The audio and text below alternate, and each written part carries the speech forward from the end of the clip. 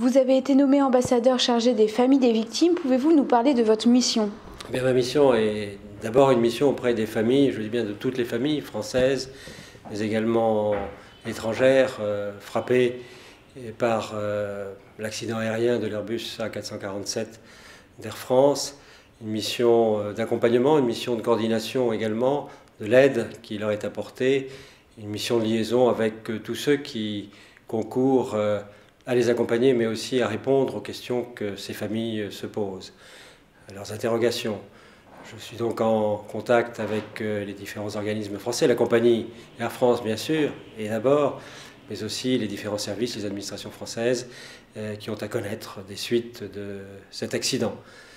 Je suis en contact également avec les enquêteurs qui sont sur place à Recife et qui travaillent avec leurs collègues brésiliens à l'identification des premiers corps qui ont été recueillis par les deux marines nationales.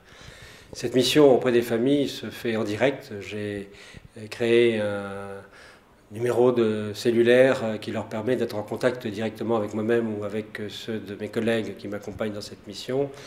Elle est auprès aussi des représentations étrangères à Paris qui peuvent jouer un rôle de médiation avec les ressortissants étrangers, encore que j'ai aussi reçu des appels directs de Norvège, d'Allemagne, d'Espagne. Et puis elle est auprès des autorités brésiliennes. Alors je ne suis pas seul, bien entendu. Nous avons au Brésil une ambassade, des consulats généraux, notamment un consulat général à Recife. Donc je suis au cœur d'un dispositif qui est beaucoup plus vaste que la petite équipe qui m'entoure au sein du centre de crise où j'ai pris mes quartiers depuis lundi matin. Ce soir, vous vous rendez au Brésil. Que va-t-il se passer?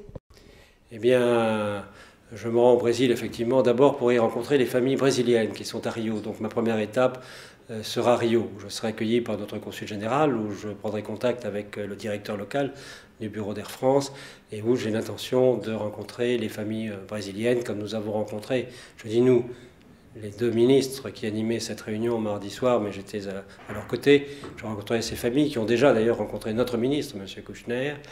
Et puis ensuite, je me rendrai à Recife pour y rencontrer les équipes françaises qui travaillent avec leurs collègues brésiliens à l'identification des corps, aux autopsies, également tous ceux qui concourent et qui continuent de participer aux travaux de recherche en mer, représentants des forces navales brésiliennes et françaises, enfin toutes les autorités avec lesquelles il sera utile, je crois, que j'ai des échanges pour m'informer davantage encore de ce qui se fait sur le terrain. Et puis enfin, ma mission se terminera à Brasilia, où je retrouverai notre ambassadeur, ses collaborateurs, qui sont évidemment très mobilisés par les suites de l'accident.